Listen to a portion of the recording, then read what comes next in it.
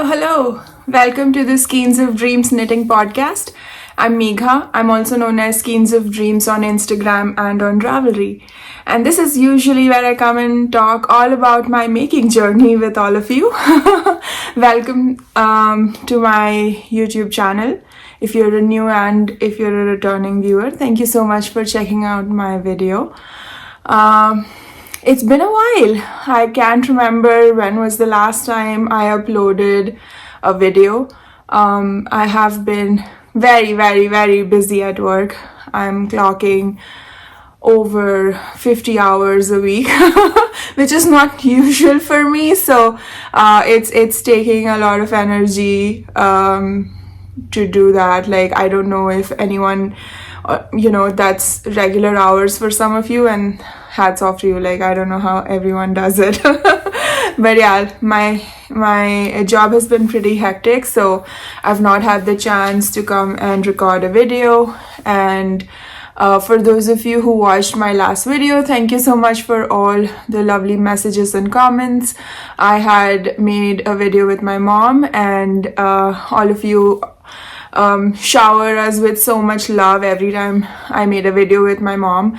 Thank you so much for that. My mom actually left for India last week or this week, like a few days ago. She's back home in India now, so it's just me here on.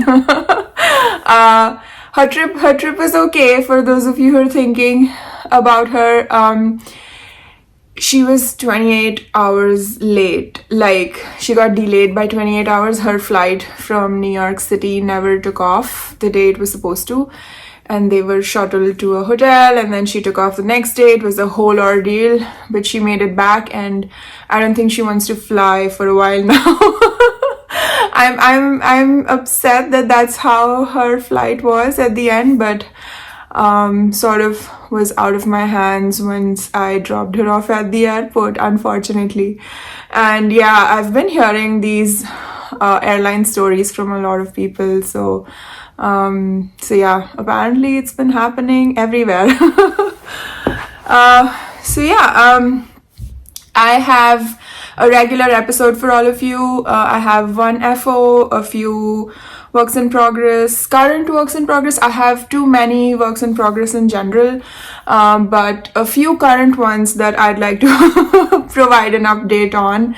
And I had done like a quick ask me anything on Instagram, and I got a few questions, and I realized that since I've been doing these YouTube videos for like almost a year and a half, or coming up on 2 years actually. That's insane.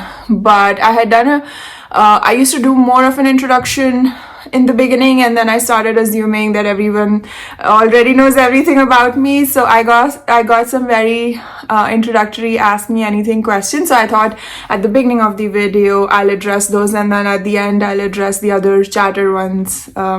So one of my questions was, what do I do for a living, and whether I like it. So I have a background in iron and steel making technology.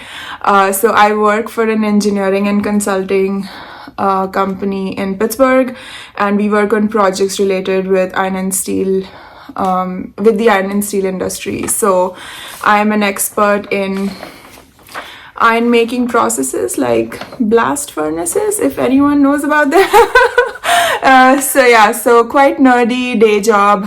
I used to be in R&D, but I left that job. That was my job in Buffalo, so a lot of lab work, but now I left that, and this is a little more consulting and engineering kind, and it's very different. I don't have to be in a lab anymore, but definitely longer hours and deadlines and such, so it's a whole other ball game.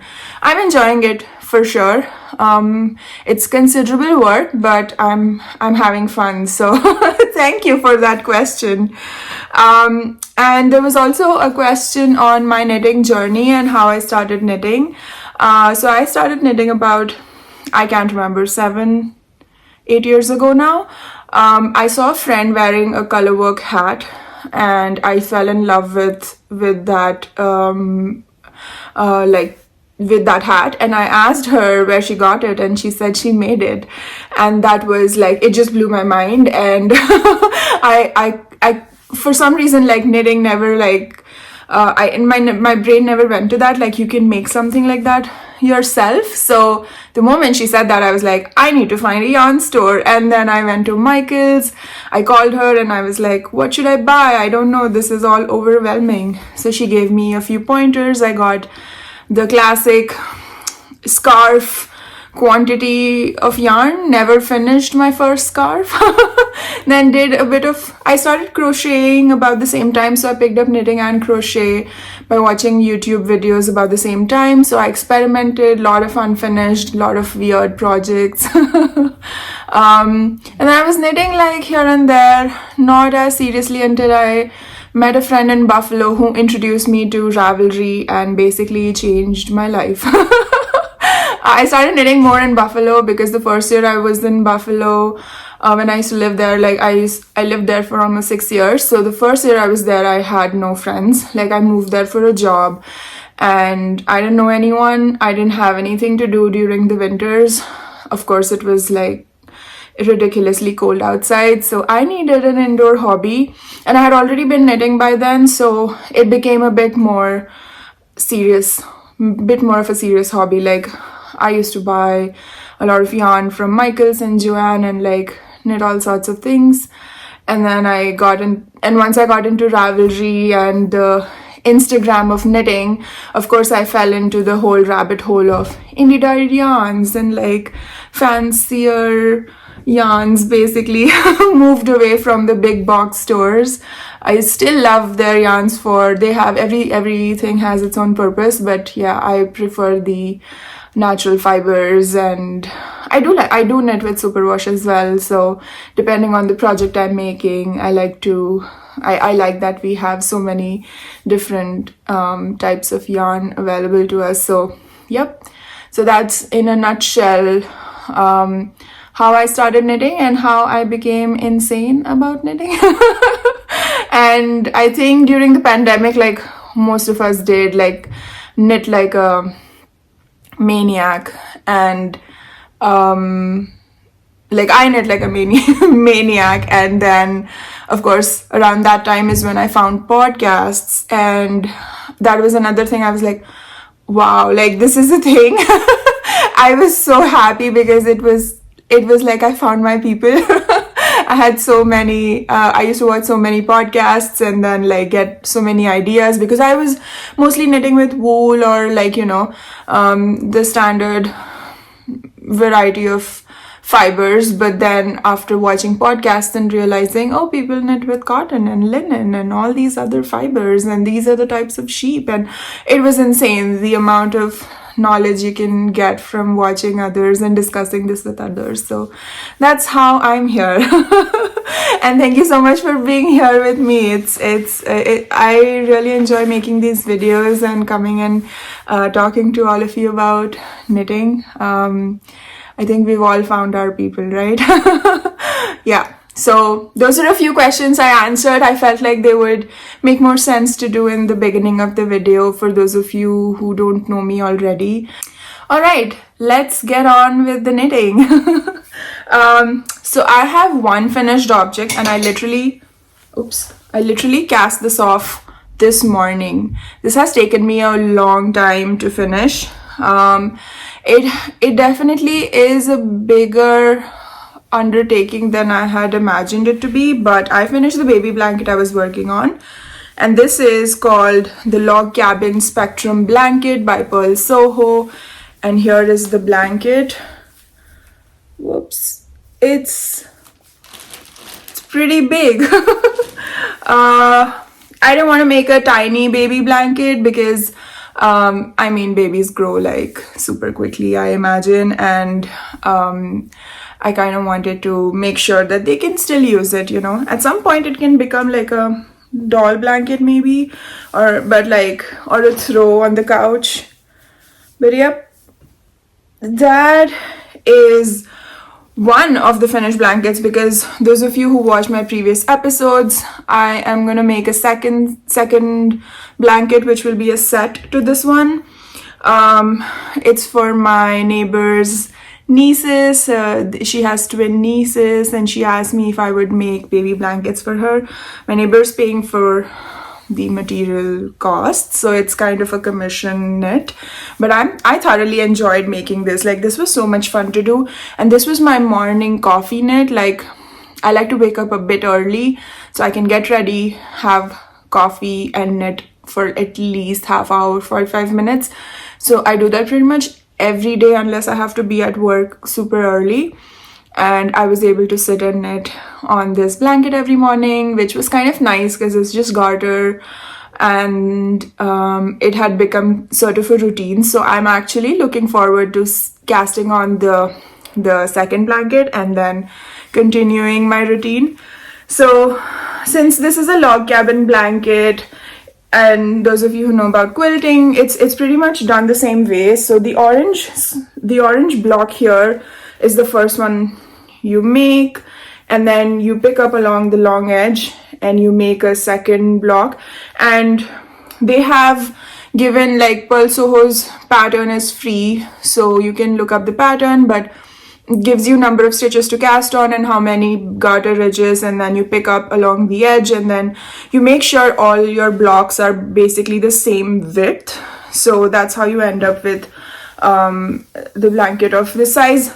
I think Pearl Soho's pattern is for a bulky weight yarn, but I didn't use bulky weight. I used Cascade Ultra Pima, which is 100% Pima cotton, and I held it double. And I used US 8, I think 8 is 5mm needles, and I changed the yarn because I had a lot of Cascade Ultra Pima in stash, and I had nice colors, pastel colors, and so I added to those, and I bought some brighter shades to get this blanket. It's very drapey. It's also heavy, but I think it's nice. I like it.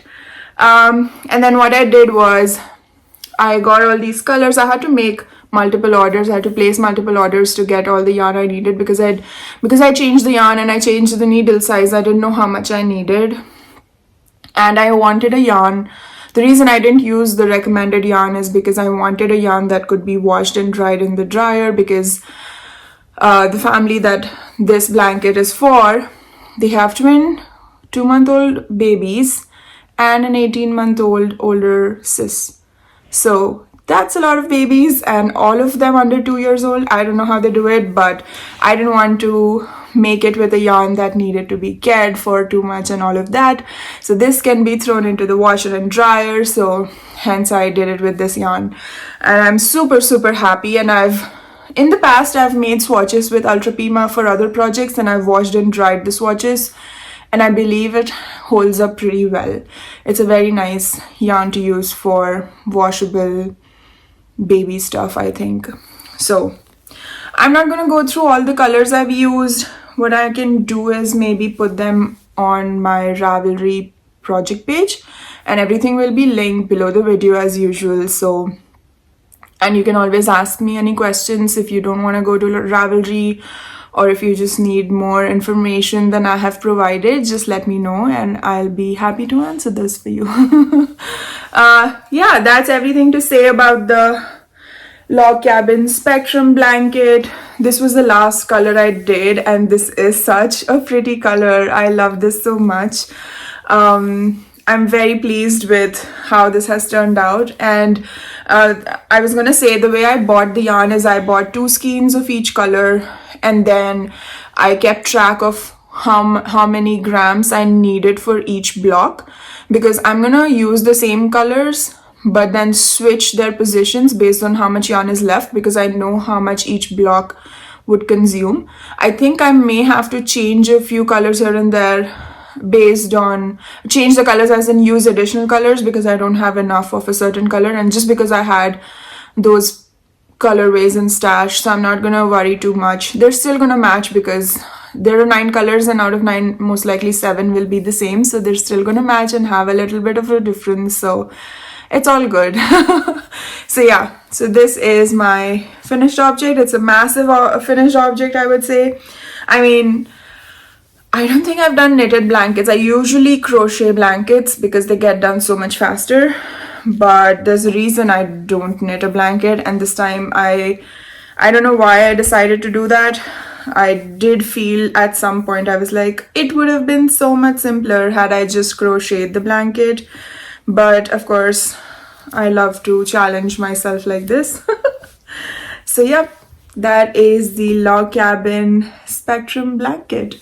Highly recommend the pattern, very simple, and it gives a very nice result. And I'm thinking you could even use scrap or stash yarn, right? And you can stripe the blocks, you can do so much with it. I'm super pleased with. I feel like when I fold it like this, every section of colors, they kind of look nice together. So however you see it, it kind of looks pretty. So I like the finished object a lot. I think I have said enough about this one. Next thing, we're moving on to whips now, because that was my only finished object and the rest of it are works in progress. So the one I have been putting a lot of time and time into and progress into is Baljeet sweater. So this is the Lapidarium Sweater. It's a design by Marina Skua. She's a yarn dyer, podcaster, pattern designer from the UK. Beautiful, beautiful work. She spins a lot as well. I think few of her recent podcasts have had a lot of spinning content as well. So I thoroughly enjoy watching Marina's videos, and I follow her on Instagram, and she had posted her test call on her Instagram, and I saw this and I was like, oh my god, Baljeet has kind of been asking me for a while for like a Icelandic-ish sweater.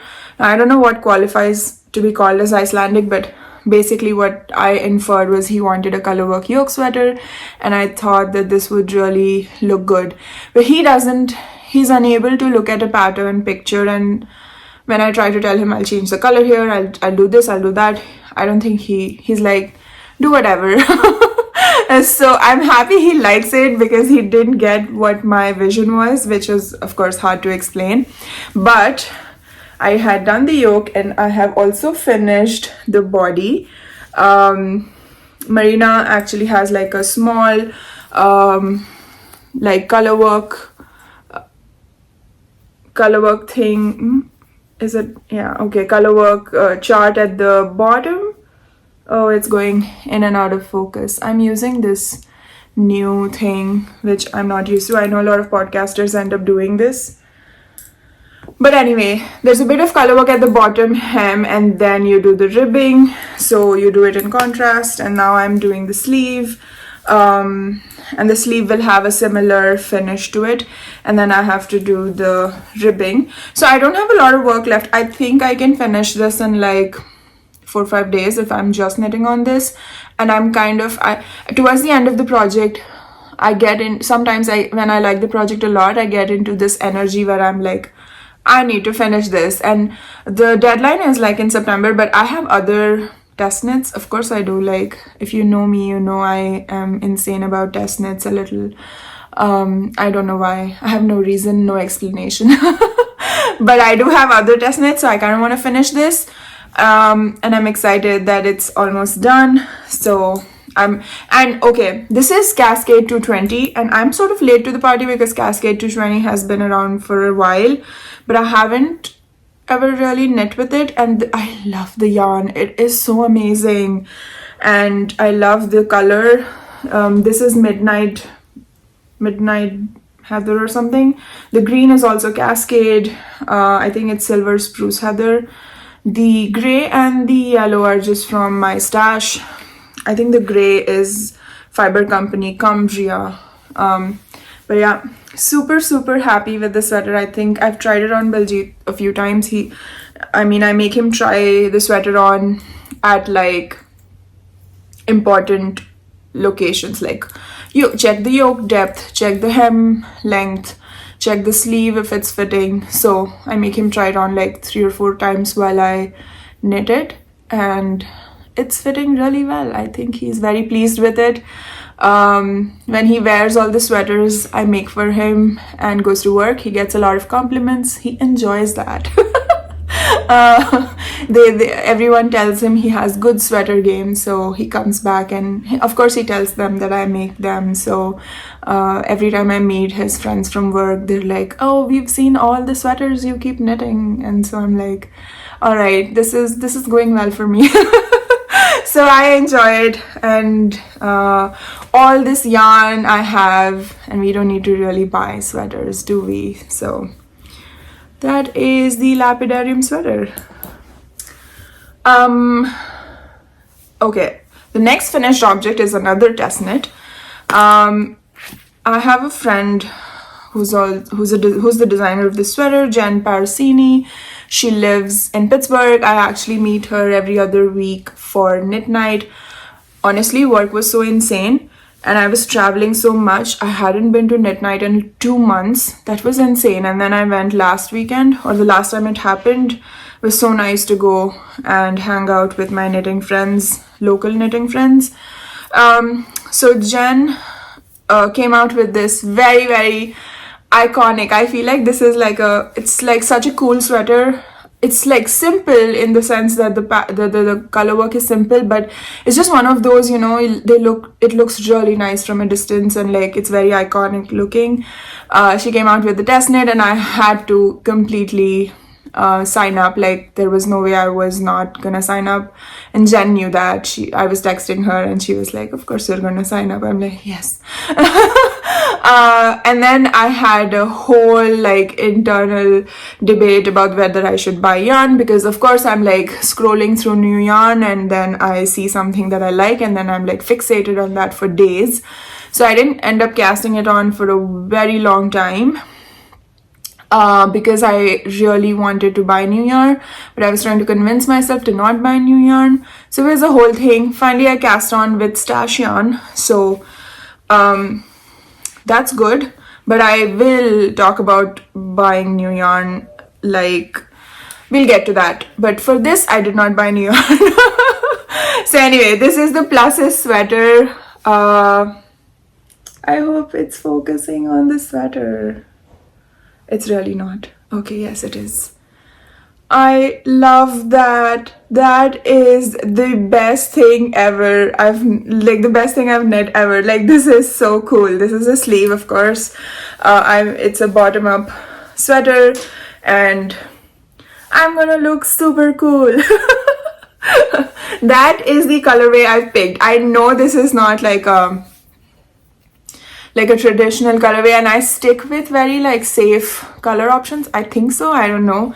Maybe I don't. But this I have been obsessed with orange and blue. I don't know what's wrong with me, but I cannot not see orange and blue everywhere. Like everything I do, I'm like orange and blue, orange and blue. I don't know what's wrong with me, but I am super, super pleased with my color work. And this is the second time I knit the sleeve, so I'll tell you what happened. This colorwork chart has long-ish floats. Like at places it has like 9 stitches. So 9 stitches between like the contrast color. So I started actually doing the catching my floats. I knit two-handed colorwork, and I started catching my floats. But it was looking very untidy. I hated how it was looking. So then I decided, and I'm gonna put a picture because there was a time when I did like 3 inches of the sleeve catching my floats, and then I switched techniques to using Ladderback Jacquard, and the difference was just insane. Like it was so good, the Ladderback Jacquard, that I could just not get over how ugly my float catching was. Like I'm a terrible float catcher, clearly. So I had to absolutely switch my techniques, and then I ended up doing Ladderback Jacquard, and it looked so much better. So I ripped the whole thing out and I restarted the whole thing in Ladderback, because even those 3 inches at the bottom with like the messy floats, I could not stand it. It was just bugging me so much. So I switched and I'm so happy. I actually made videos of me doing Ladderback Jacquard. I use a blog post by Isolda. I love that blog post, and I use that technique and kind of do a backward loop cast on to create the ladders. And oh, I must show you how it looks on the inside. It is the coolest thing ever. I feel like I should wear this sweater inside out once. So, oops, it's not gonna focus. Okay, yes. So all these ladders I'm creating. Oh, it looks so much better on this side. I think that side has the beginning of round, so it looks off. But that's how all the ladders look in the back. So you're basically, in Ladderback Jacquard, you're creating a whole layer of fabric in the back by casting on a dummy stitch, and you knit or purl that stitch in a specific way so that you can always keep catching your contrast color on that stitch, and then eventually you sort of just knit two together and get rid of that stitch completely. So it's like a dummy stitch that you create, and then I don't know if it'll focus. Oops, no, it won't. Okay, yeah. So you create the dummy stitch and then you keep working with it, and then you just knit two together to get rid of it. So that's what you do, and instead of catching floats, you keep doing that with your contrast color. Lost focus, but that's the essence of it, and I made a video. Now I kind of want to put the video in between this video. I hope it goes well. I'm gonna quickly it's not a tutorial, it's just to show how I do it. Alright, let's talk about how I do the Ladderback Jacquard technique. The first step is to pick a spot where you like to make your ladders, and I usually pick every 5 stitches. Now, to set up the ladders, here's what I do. I get to the spot where I have to set up the ladder. I bring the main color forward. I make a backward loop cast on with the contrast color. I take the main color back and then knit as usual. To work the ladders, waiting for myself to actually get to the ladder. This is just the contrast color stitches in pattern. Alright, reaching my ladder stitch. I just reach the stitch, bring my main color forward. I like to purl the ladder stitch, take the main color back, and then knit as usual. To end the ladders, I reach the ladder stitch, knit it together with the next stitch in the color I need to as per pattern. That's it.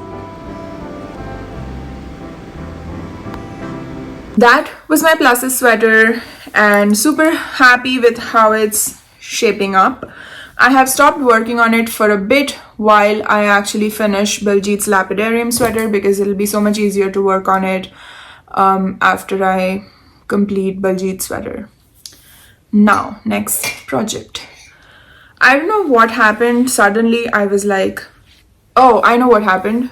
Everybody I was watching, like Selma and Casey, everybody, all the podcasters are making Ranunculus, the Ranunculus sweaters, and I kind of wanted another one, and I don't have one that has full sleeves and is a winter-ish. All my Ranunculus or my Ranunculi are short-sleeved sweaters, so I thought I'd make at least a 3/4 sleeves, even if not full sleeves. And I was gifted this yarn by Smita of Your Next Knit. Smita is the owner of a Canadian yarn store called Your Next Knit, and she very generously gifted me this yarn. This is BC Garn Soft Silk in the copper color.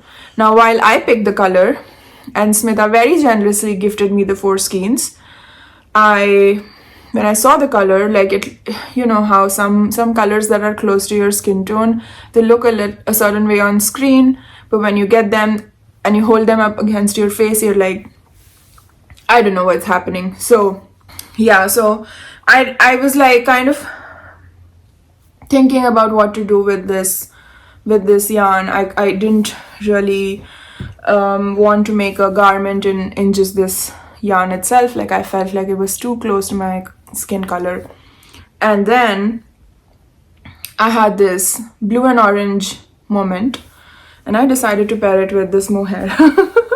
This mohair is from Stash as well. This is very, very, very old Stash. It's Valley Yarns, Southampton, in like dark lilac. It's not really blue, but it's like, you know what I mean, bluish purplish kind of a color. And I was like, I'm gonna see how that comes together. And this is probably the best thing I've ever tried to do.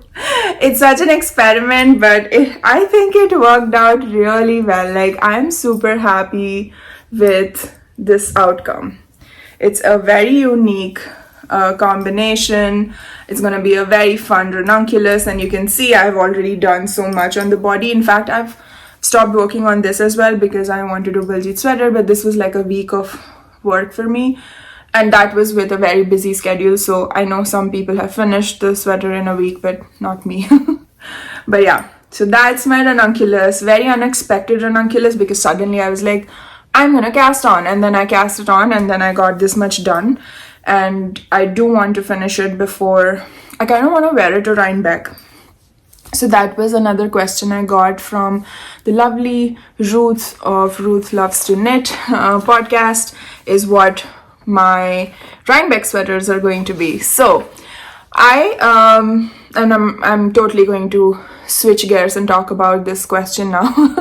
So I've been planning, I kind of plan, at least have an idea of what I might be able to finish by a yarn festival, but I think I've moved away from, sorry, I need to stretch my legs. I think I've moved away from specifically casting on for the festival, because I get very stressed out and worked up about it. So I feel like, you know, I'm gonna knit what I'm gonna knit, and whatever is done by by the festival, I'm gonna wear that. But this time I'm like hanging out with Rebecca and Amy 2 days before the festival actually starts. So we're gonna meet Wednesday, I believe. We're gonna hang out Thursday, Friday, and then Saturday, Sunday is the festival. So I have to plan 4 or 5 days of what I'm gonna wear. Of course, I have enough sweaters, so I can always, you know, I can wear whatever I feel like. But I feel like this would be one of them. Like, this would be nice to just, you know, throw on. And it's a loose gauge, of course. I usually knit my ranunculus sweaters on US 9. So 4.5, is it? No, 5.5, sorry. 5.5 millimeters. I like a little denser fabric, though the soft silk, and I think it's giving me an open gauge, but, and I'm a loose knitter as well, so I size down. Usually people do it on 5 millimeter needles, I believe, but I do, usually people do 6 millimeters. Sorry, I'm all over the place. Usually people do 6 millimeters, but I'm doing 5.5. Anyway, so that's my ranunculus with the lovely yarn gifted to me by Smita and some very old Stash yarn. So this is kind of a win in both ways. I'm using Smita's yarn and I'm also using Stash, and I love when that happens. So special ranunculus, so happy with it. I think Smita has contacted a few podcasters, so they all have like what do you call it, coupon codes. I think mine is Skeins of Dreams 15. That's the code for 15% off. Of course, there's like, I know Selma has one, and even Leanne of the Nitty Stew podcast was talking about it. And I know I'm missing a few people, but I know Smita reached out to a few podcasters. So yeah, I'm sure if you go to her website and check out some of her yarn collections, you can find something you like. And yeah, that was my unexpected ranunculus. Alright, that is pretty much all my current works in progress. I don't think I have anything else that I wanted to talk about in that department. I do have Of course, future plans, talking about Rhinebeck sweaters. There is a beautiful, beautiful, beautiful cabled cardigan that I'm gonna cast on real soon, and this is another test knit for the lovely Orlan, who is Tet sorry, French pronunciation is something I really can't do, but I test knit quite a bit for Orlan. Like, I'm on her email list, and every time she comes out with very, very beautiful designs. I think the last thing I finished in June was the white vest that I made, Ezra vest, and now she came out with this beautiful cable cardigan. I don't believe it has a name yet, and yeah, I'm gonna knit it. So Orlando has not really posted a picture of the cardigan anywhere on the internet that I have seen. She's just sent it to us by email, so I'm not gonna put a picture of the cardigan just yet, just because I don't want to reveal how it looks before she has, so I'm gonna wait for that. But this is the color I'm gonna knit it in. This is gonna look very nice, and I think this will be another Rhinebeck. So I'm gonna have this finish for Rhinebeck, which is blue and orange, this finish for Rhinebeck, which is about the same, and this. So guess what colors I'm wearing for Rhinebeck? I don't know why I'm in that phase, but yeah, this is the, oh, I bought this at the first Rhinebeck I went to. Oh, this is going to be so amazing. How did I not realize that until just now? Wow, that's gonna be something. This is Hudson and West Forge Aran weight yarn. Now I'm excited about it even more because it's coming a full circle. This is one of the first yarns I bought. I think I bought it at Indian Tangled because that's where Hudson and West had their booth. So super excited. Yes, I'm gonna wear this cardigan. I really wanted a cable cardigan for whatever reason, and I feel like I've been doing a lot of pullovers now, but I kind of want to go get back into cardigan making. And because of all the color palette that I have chosen, I have plans for some sewing as well. And Casey of the Young Folk Knits podcast has been talking all about her sewing and knitting plans for Rhinebeck, and I'm getting so inspired, of course. So I kind of want to do that, make a few dresses that will go with these sweaters so I can wear. Last time I wore a dress under my sweater and it worked out really well because it was kind of warm, but the dress being super airy helped, and I could still show off my sweater. Though it was a fingering weight pullover and this is going to be an Aran weight cardigan, but it's still a cardigan, so I can take it off, that's fine. But yes, so those are some of my Rhinebeck plans. I don't know if suddenly things are gonna change and I'm gonna be an insane person and cast on something brand new, but I don't want to skip any of these deadlines, so I'm gonna work until the end of September on these things. I might do a sneaky cast on about something else, and I'll get to that in just a minute.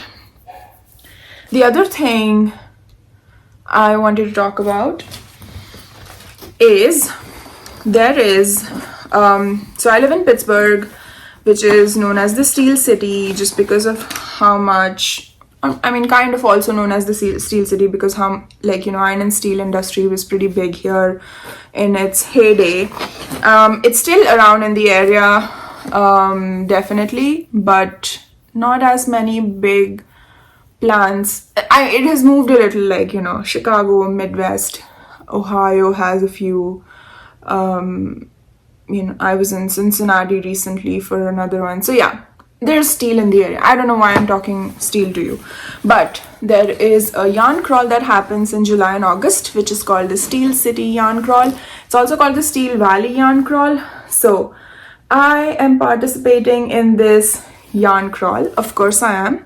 It's happening now. It's from the 28th of July to 6th of August, and the first week of August is birthday week for me. So the yarn crawl coinciding with my birthday week, I have to lift the yarn ban. Of course I have to.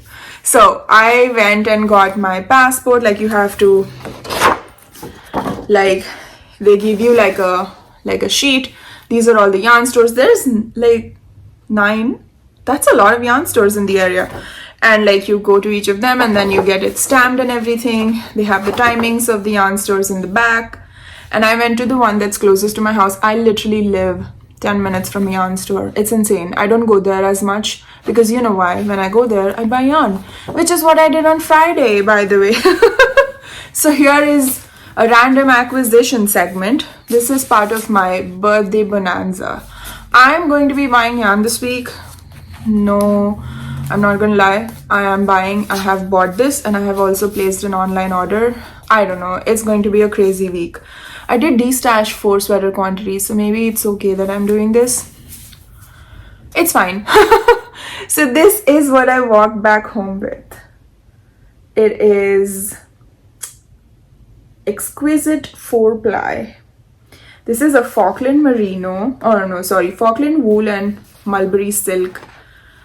And this, if I had to pick one color for the rest of my life, this would be it. I know I'm in a blue and orange state, but this is the color that's my color. Like, you know, if you know, everyone has like a shade of lipstick that looks amazing on them no matter what they're wearing.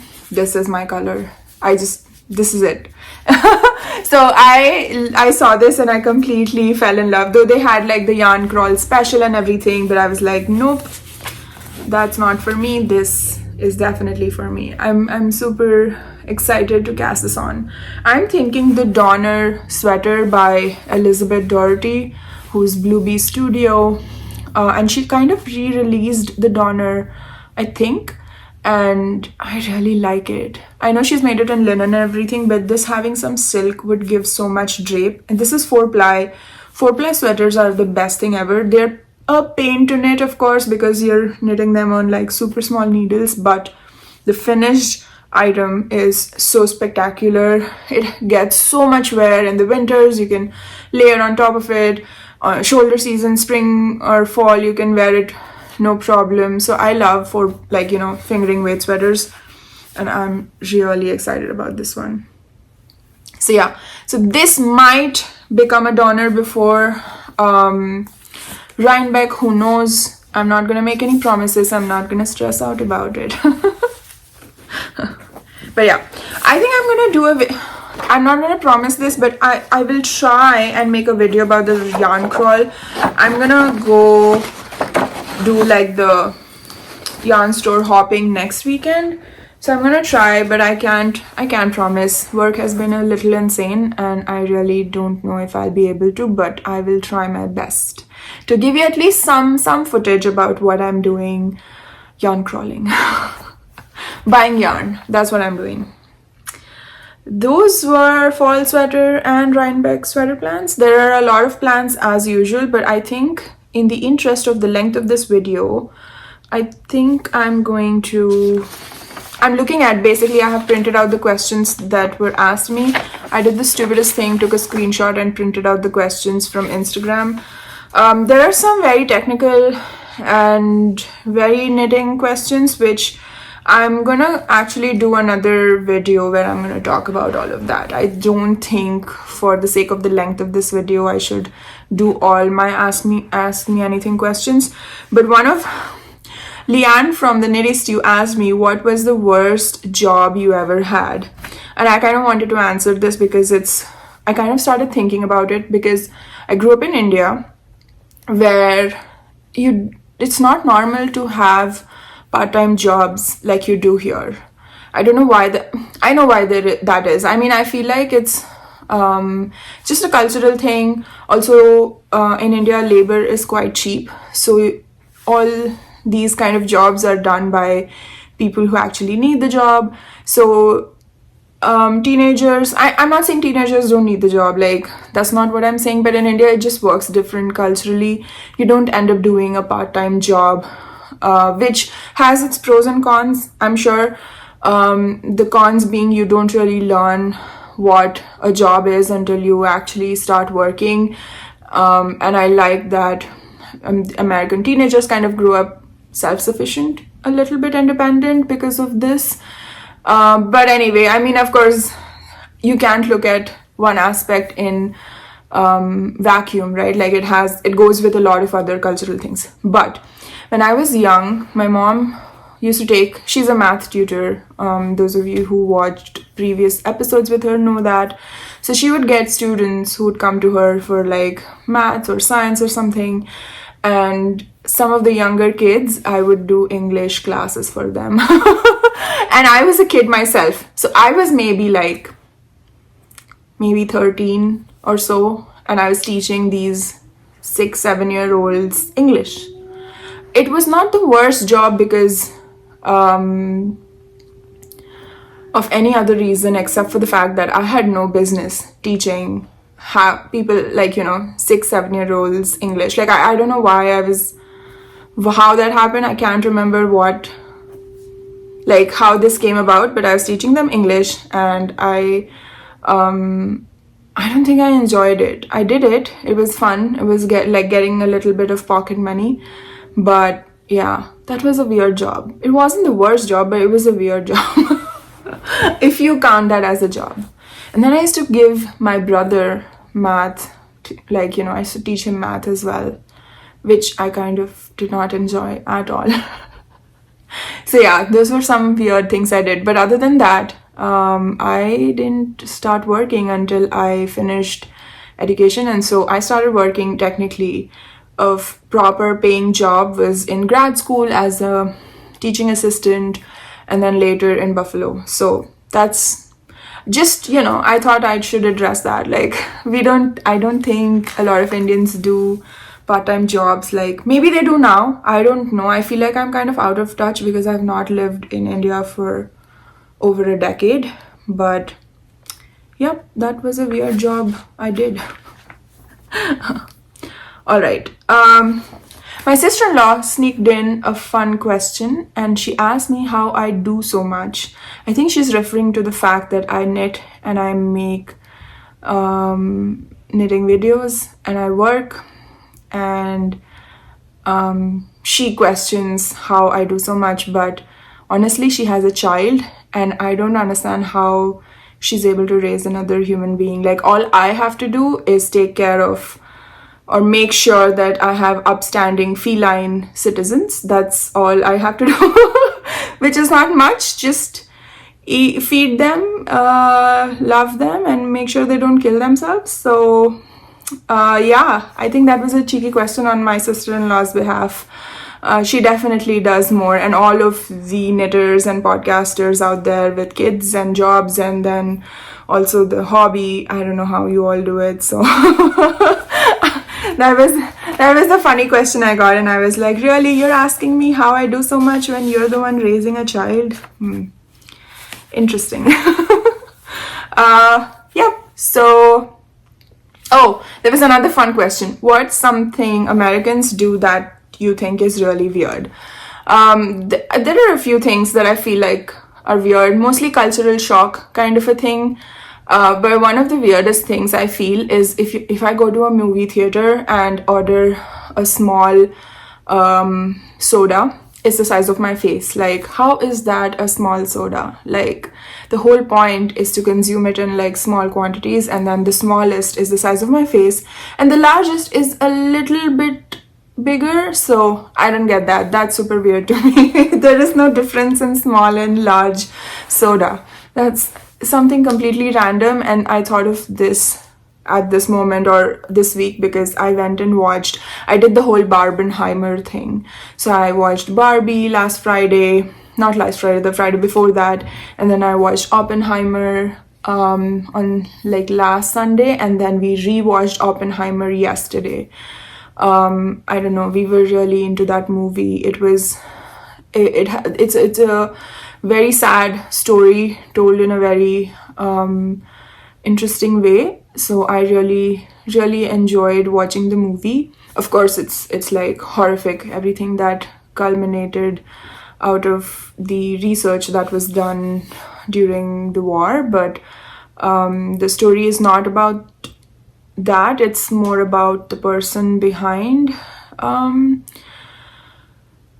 the bomb, basically. So it was interesting, and me being from a scientific background really was intrigued by, the thought process and how things evolved, and there's politics involved, there's science involved, it's an interesting story.